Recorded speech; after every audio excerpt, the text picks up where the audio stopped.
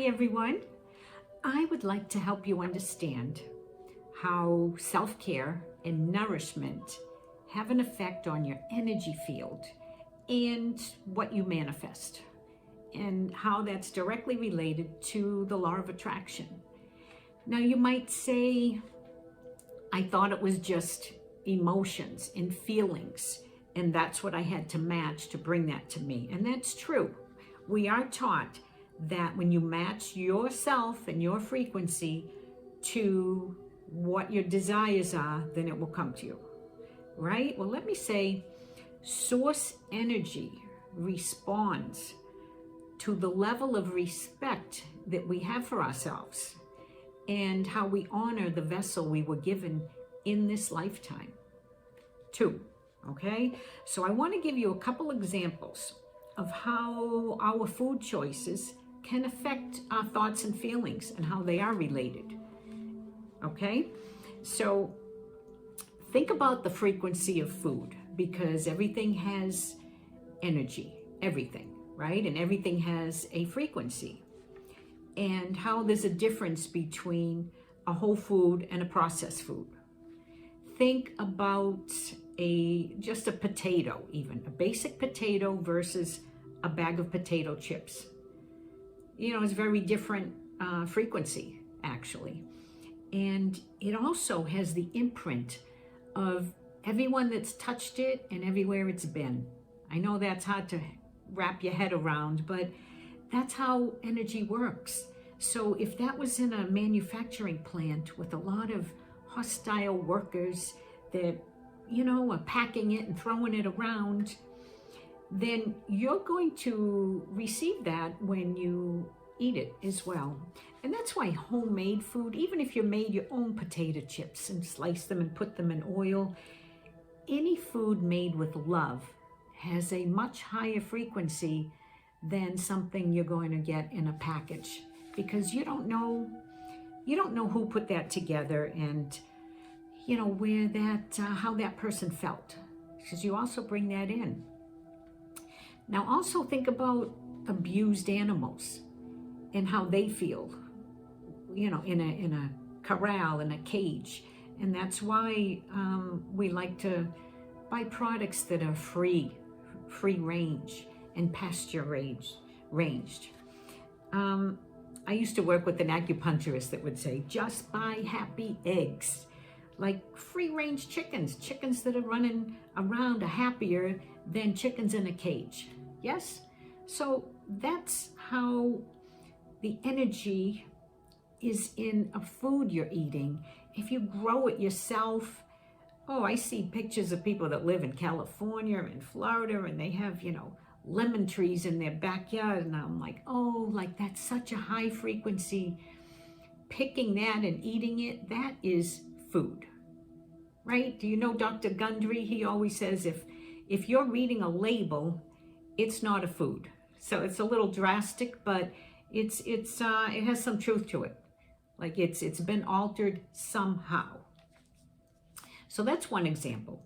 The other example I want to share with you is, you know, I have worked with a lot of children with ADD and ADHD with my biofeedback. So besides the biofeedback, when we would remove triggers in their diet, such as food colors and wheat and gluten, and of course sugar, they would respond greatly. They would have better focus. A month later, they would test better. So what does that do to a child that can test better and feel focused?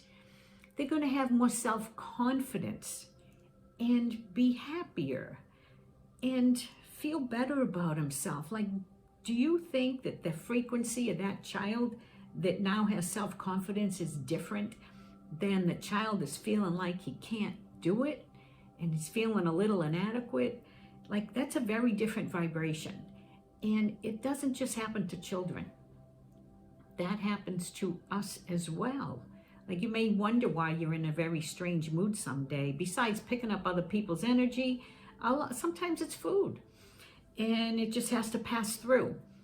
So sugar will do that to you. Some people have great response to sugar regulation, like they're high 1 minute and then they're very low and down. And gluten, believe it or not, can trigger depression. I don't know how, but somehow it can, in some people, trigger depression. So if you were going to try one food to give up for a little while and see if it makes a difference, I'd say besides sugar, try the gluten. And I think you'd have a good response to that. So let's be conscious of our food choices going forward here, because health and vitality has a lot to do with attitude and emotions too, right? So the better you feel, the more you're going to be happier and put that in your field as well. Now, this is a little turn here, but you may be interested. The field of consciousness of our planet has recently had an upgrade. Yes, it's a real thing.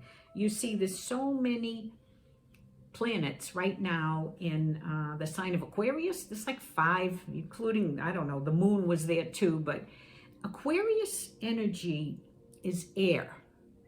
The point is, it's a lot of air right now, and things are moving faster.